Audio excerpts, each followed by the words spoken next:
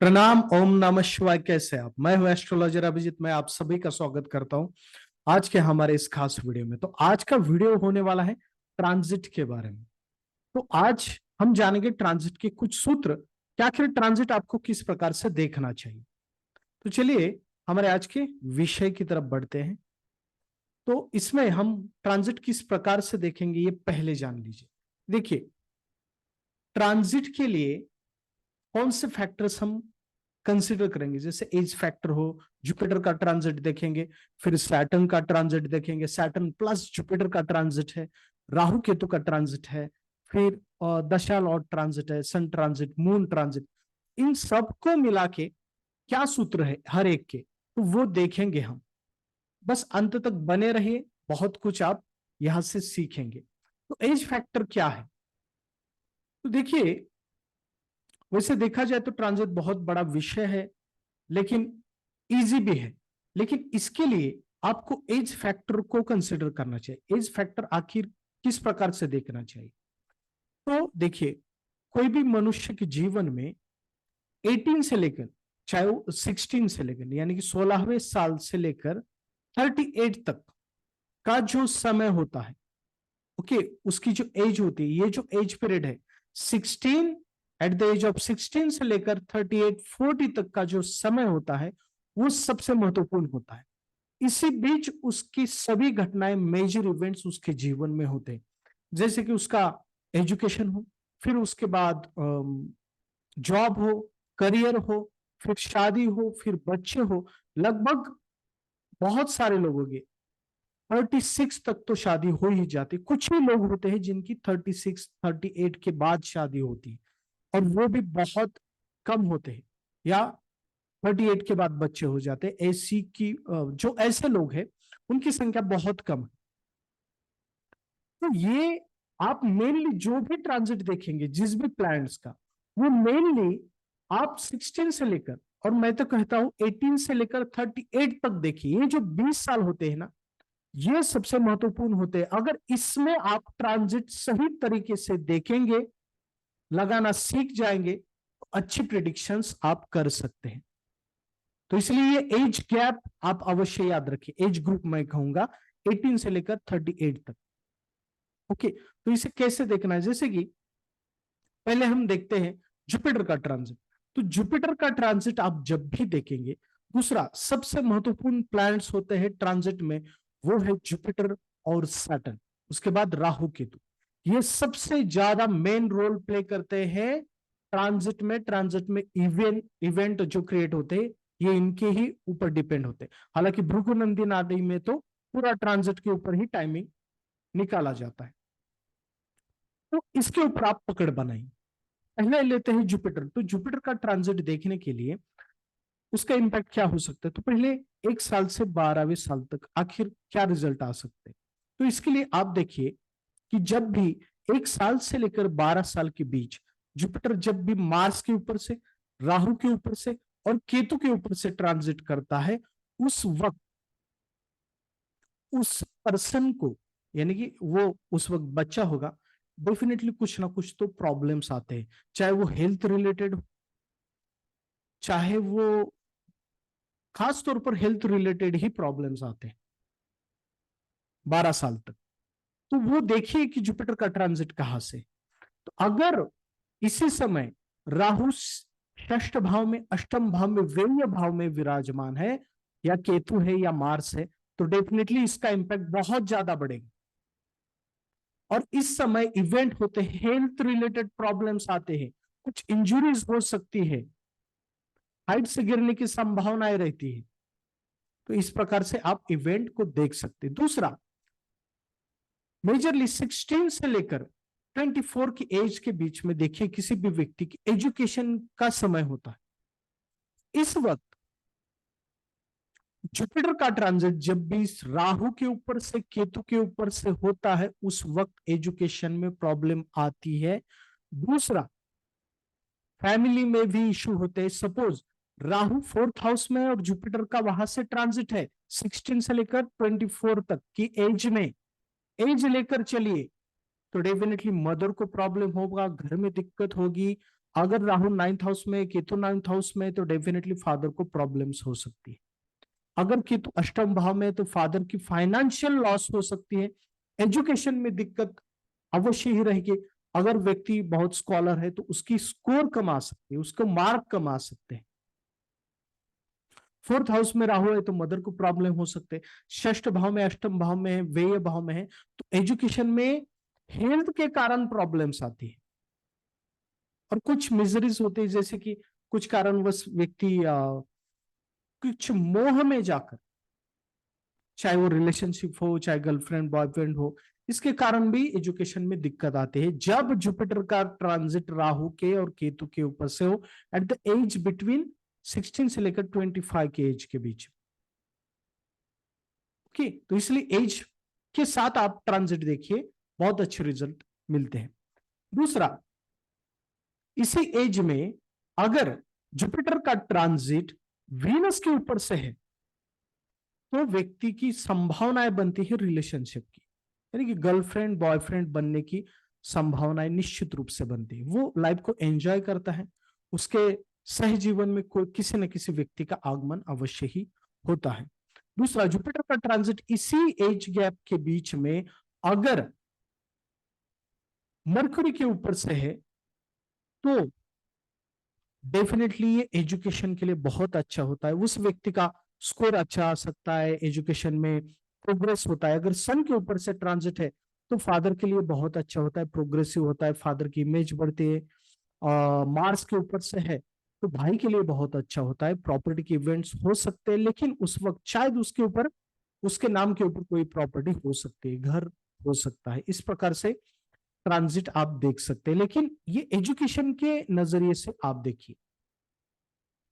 अगर वीनस ऐसा समझिए कि षष्ठ भाव में है और जुपिटर का ट्रांजिट है तो षड ऋतु उसके बढ़ेंगे, यानी कि काम उसका बढ़ेगा। ओके, डिजायर्स उसके बढ़ेंगे। अगर अष्टम भाव में तो भी हो सकता है।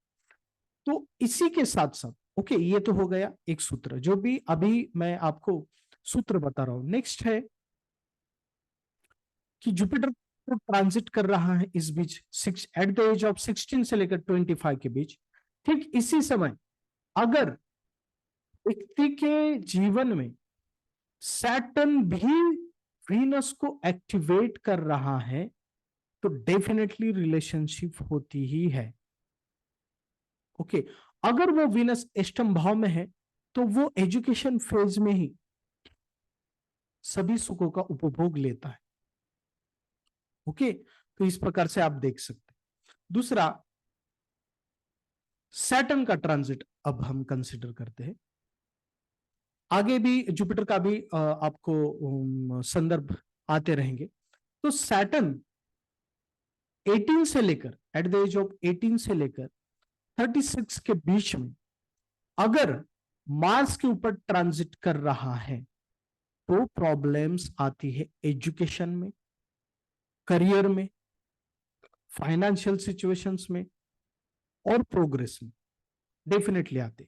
दूसरा, जब भी सैटर्न मार्स के ऊपर से इस एज ड्यूरेशन में ट्रांजिट करेगा तब उस व्यक्ति के जीवन में विरोधी शक्ति बढ़ने लगने शुरू होती है, उसके शत्रु बढ़ने लगते हैं, उसको अपोज होता है, वो खुद डिस्टर्ब हो जाता है, उसे समझ में नहीं आता कि कैसे डिसीजंस ले, रॉन्ग डिसीजंस ले सकता है जीवन में, और एक संघर्ष की सिचुएशन खड़ी होती है उसके सामने।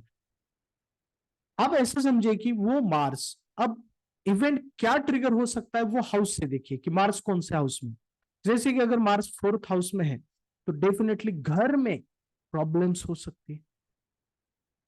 आप ऐसा समझिए कि उसकी एजुकेशन खत्म हो गई है, जैसे 24 एज में लगभग नियर अबाउट, और वो जॉब ढूंढ रहा है और उसी वक्त सैटर्न का ट्रांजिट मार्स के ऊपर से चल रहा है तो डेफिनेटली आप कह सकते हैं कि आपको जॉब मिलने में दिक्कत होगी। दूसरा, आपको इंटरव्यूज बहुत ज्यादा देने पड़ेंगे, जो भी इनिशियली जॉब मिलेगी वो सेटिस्फाई नहीं होगी, उसके बाद आपको जॉब चेंज करना पड़ेगा, और जो भी जॉब आपको मिलेगी उसमें आपको संघर्ष करना पड़ेगा, जॉब मिलने में भी बहुत दिक्कत होगी, क्योंकि करियर में एक ऐसा दौर चलेगा उसका जिसमें उसे संघर्ष करना ही पड़ेगा। तो फेज देखिए, एज ड्यूरेशन में फेज देखिए कि वो व्यक्ति किस फेज में है अभी। क्या उसकी एजुकेशन चल रही, तो एजुकेशन में प्रॉब्लम आएगा जब सैटर्न मार्स के ऊपर से ट्रांजिट करेगा। अभी उसकी एजुकेशन खत्म हो और जॉब ढूंढ रहा है तो जॉब में, करियर में प्रॉब्लम्स आएगी। ऐसे समझिए कि वो ऑलरेडी जॉब में है और 2-3 साल हो चुके हैं, तो उस व्यक्ति का सीनियर से नहीं बनेगी, कलीग से नहीं बनेगी, क्रिएटिव डिफरेंसेस होंगे और वो जॉब चेंज करने की सोचेगा, दूसरा जॉब पकड़ने की सोचेगा। लेकिन ये भी उसके लिए प्रॉब्लम होगा, जब भी वो जॉब चेंज करना चाहेगा अच्छी जॉब नहीं मिलेगी। शायद उसे लगेगा कि अच्छी जॉब है फाइनेंशियली, लेकिन वहां पर भी उसे दिक्कत अवश्य ही रहेगी। तो देखिए, ये होता है सैटर्न का मार्स के ऊपर से ट्रांजिट।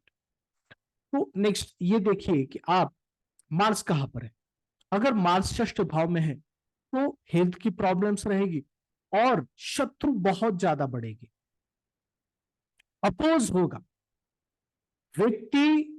अपने पर्सनैलिटी के जो नेगेटिव थ्रेड्स है वो उभर के लेकर आएगा और उसके कारण दिक्कत होगी, जैसे एग्रेशन हो, ओके, शॉर्ट टेम्पर हो, इसके कारण भी दिक्कत आएगी।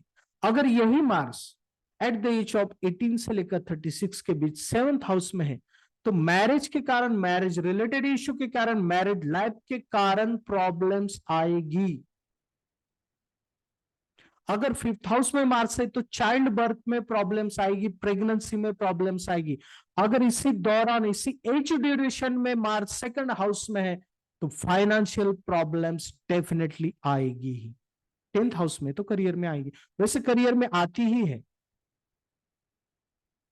इस प्रकार से आप देखिए, बहुत अच्छी प्रिडिक्शंस निकल कर आती। नेक्स्ट ऐसा समझिए कि हाँ, अभी सैटर्न का ट्रांसिट केतु के ऊपर से, तो भी करियर में सेटबैक्स होंगे। 18 से लेकर 38 तक के बीच में मैं कह रहा हूं, करियर में सेटबैक्स आएंगे। सिचुएशन देखिए कि वो किस सिचुएशन से जा रहा है। करियर में है तो करियर में क्या होगा कि वो जो भी काम कर रहा है उसमें वो सेटिस्फाई नहीं होगा। खास तौर पर ऐसी सिचुएशंस उभर कर आती है कि उसके आत्मसम्मान को ठेस पहुंचती है।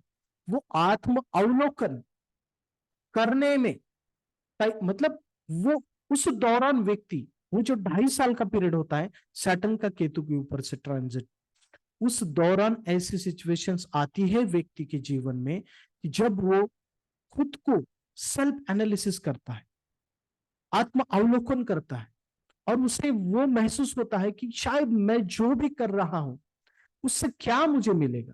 थोड़ा वो स्पिरिचुअली सोचता है कि आखिर मैं ये क्यों कर रहा हूं, तो थोड़ा सा स्पिरिचुअल हो जाता है, थोड़ा सा अपने जीवन में बदलाव करने की सोच में लगा रहता है, लेकिन अनसेटिस्फाइड जोन में चला जाता है कि वो एक इनर पीस की तलाश में लग जाता है उस दौरान।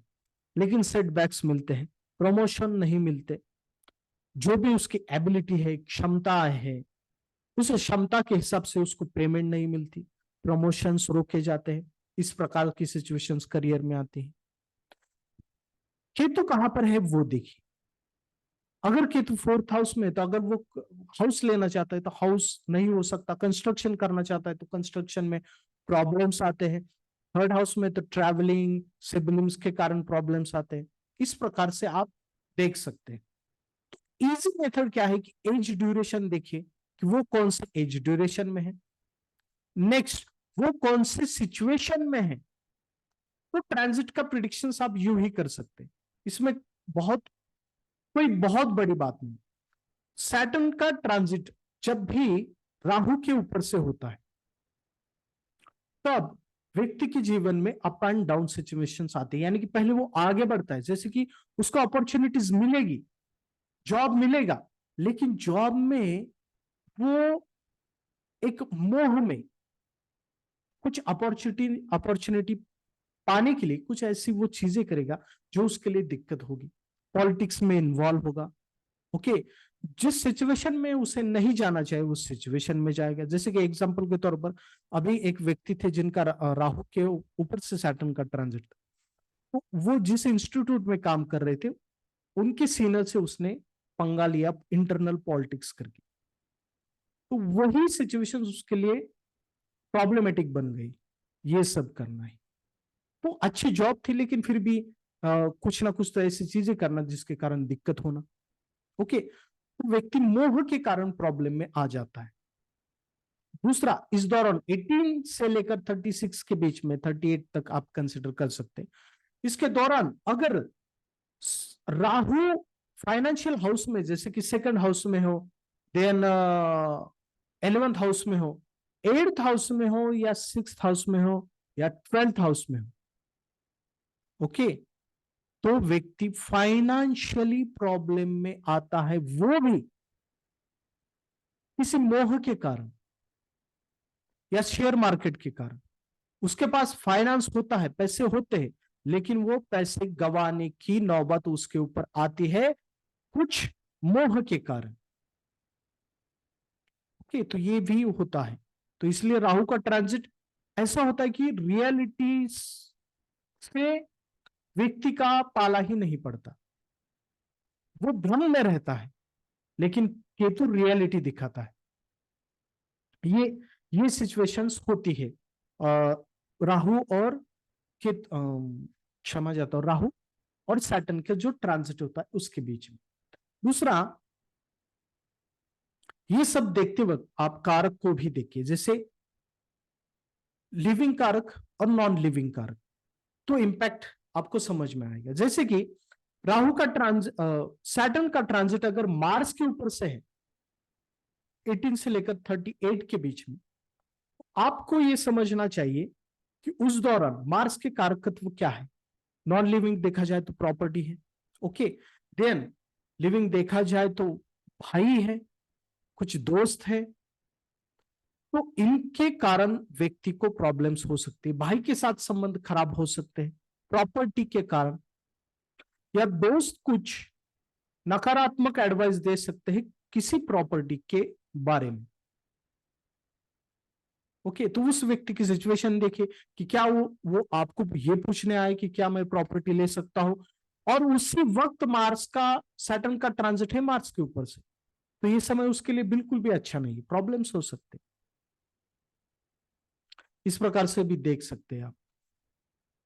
सैटर्न का ट्रांजिट सन के ऊपर से जब भी होता है तो व्यक्ति के व्यक्ति के करियर के लिए ठीक होता है, लेकिन आत्मसम्मान को ठेस अवश्य ही पहुंचती है। दूसरा, फादर के लिए उतना बेहतर नहीं होता, फादर को यानी पिताजी को हेल्थ की प्रॉब्लम्स रहती है, कोई ऐसी सिचुएशंस आ सकती है कि फादर की हेल्थ बिगड़ गई है, फादर के साथ रिश्ते खराब होने लगते हैं, इस प्रकार से सिचुएशंस हो सकती है।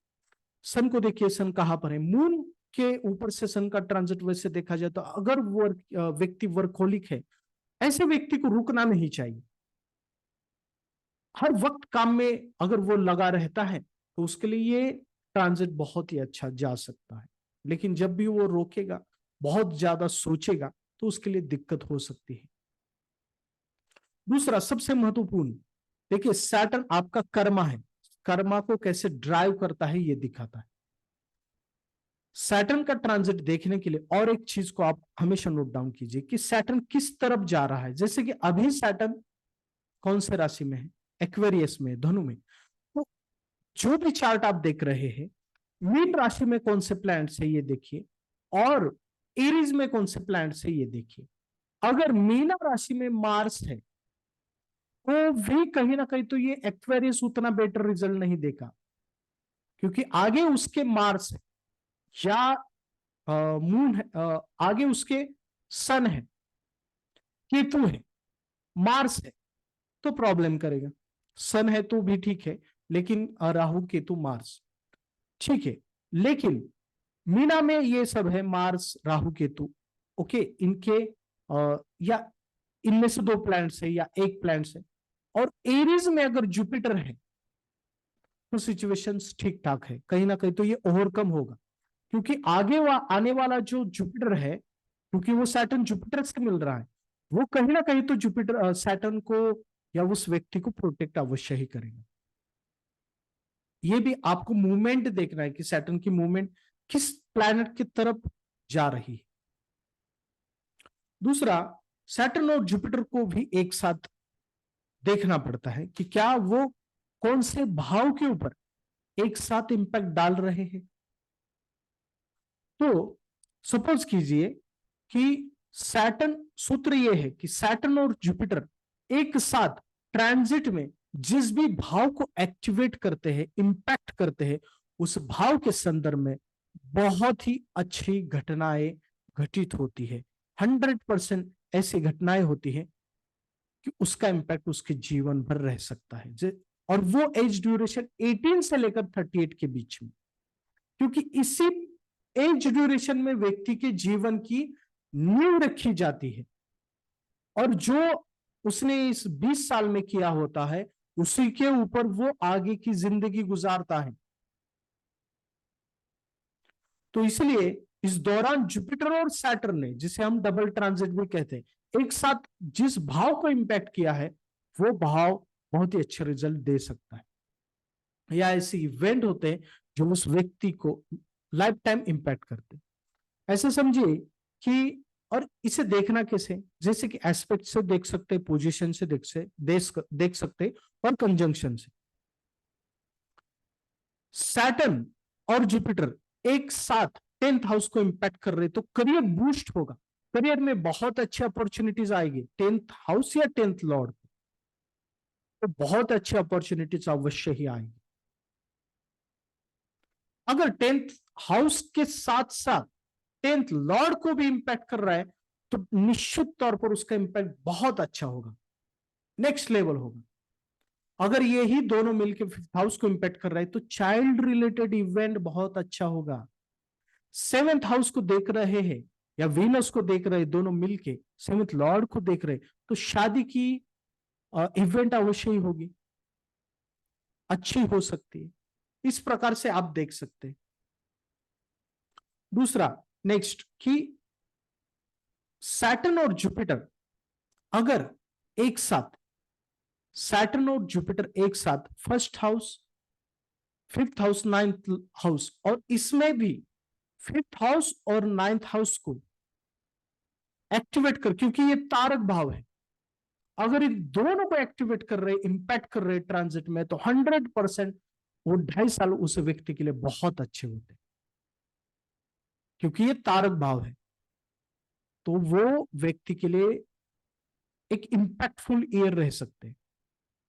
डिपेंड है कि वो उस 5th हाउस में, 9th हाउस में कौन से प्लैनेट्स है, उससे प्रिडिक्शंस निकल कर आती है।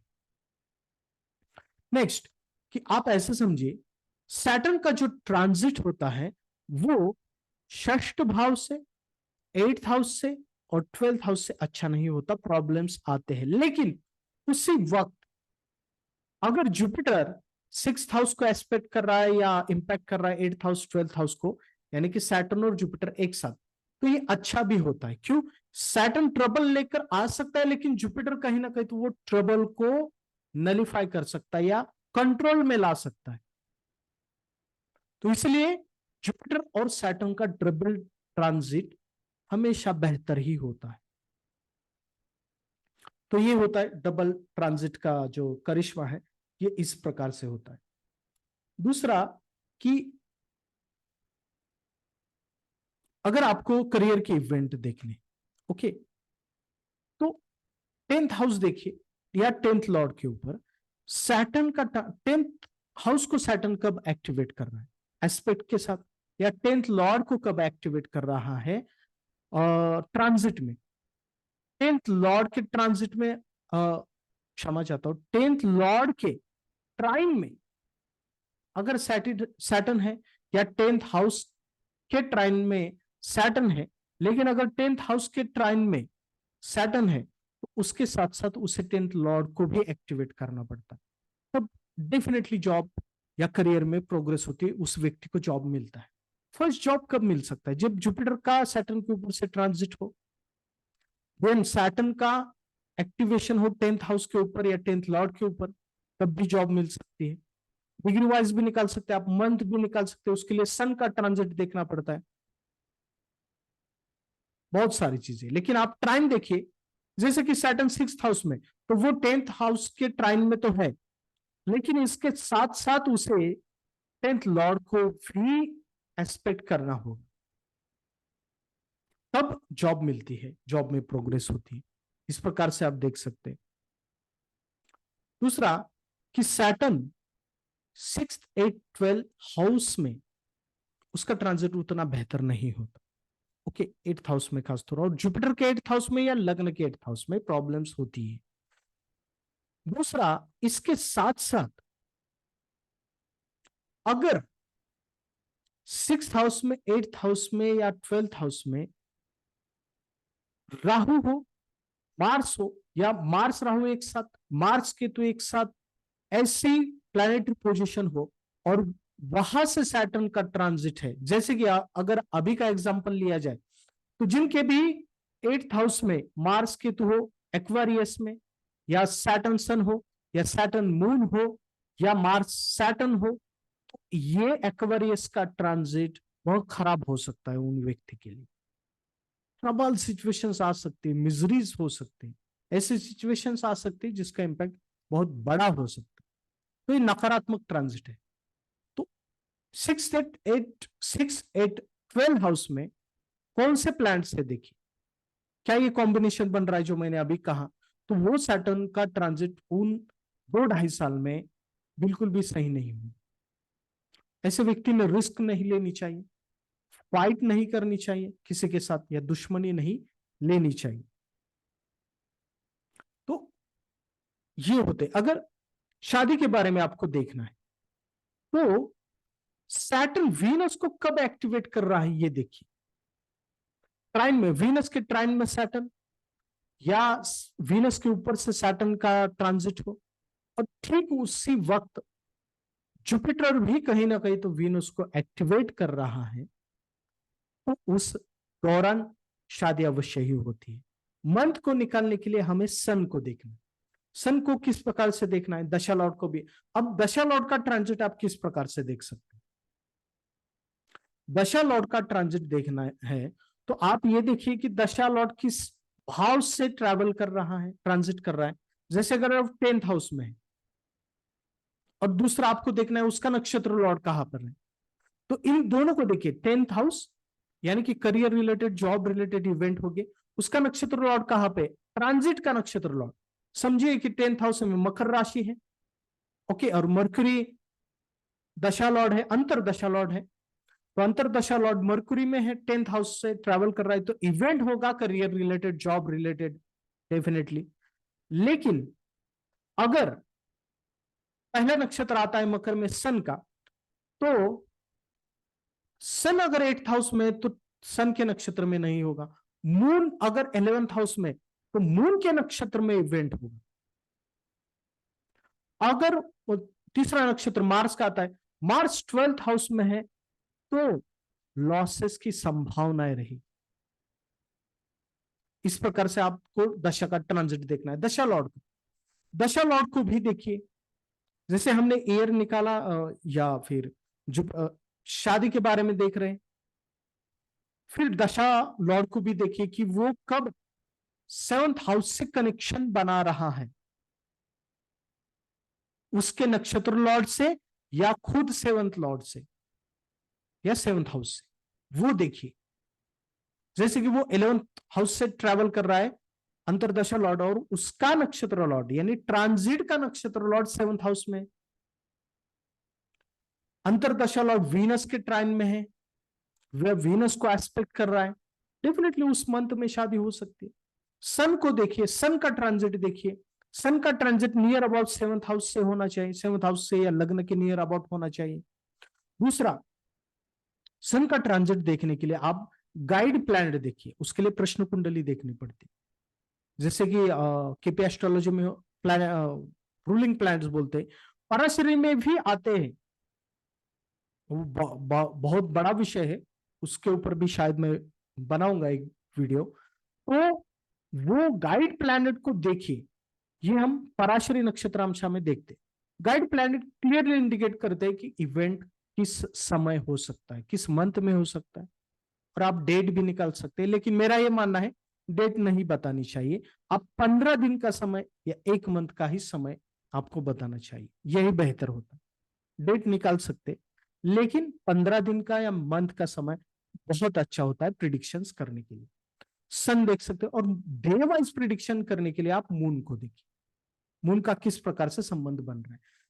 अंतरदशा लॉर्ड के ट्रांजिट से भी डे वाइज प्रिडिक्शंस निकल कर आती है, नक्षत्र लॉर्ड और नवांश को देखते समय। लेकिन सबसे महत्वपूर्ण है सैटर्न जुपिटर का ट्रांजिट देखना और राहु केतु का।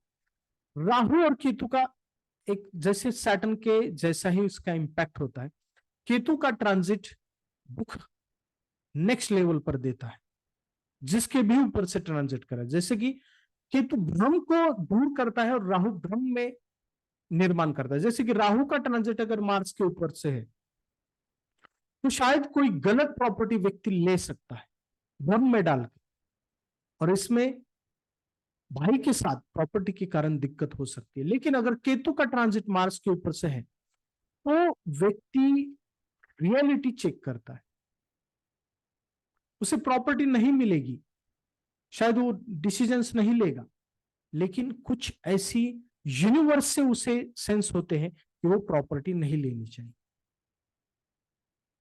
केतु और राहु का सन के ऊपर से ट्रांजिट जब भी होता है तो फादर को प्रॉब्लम होती है और इमेज को प्रॉब्लम होती है उस व्यक्ति की। तो बाकी टिपिकल है, जैसे कि मून के ऊपर से है तो माइंड के ऊपर इंपैक्ट होता है या मानसिक चिंताएं बहुत बड़ी रहती है। कारक को देखिए, जैसे मून के ऊपर से ट्रांजिट है, डेफिनेटली घर का वातावरण अच्छा नहीं रहेगा, मदर को प्रॉब्लम होगी और हेल्थ की प्रॉब्लम हो सकती है। मून कहाँ पे वो देखिए, अष्टम भाव में तो अवश्य ही होगी। भावत भावों का उपयोग कीजिए ट्रांजिट में, और अच्छे प्रिडिक्शंस निकल कर आते हैं।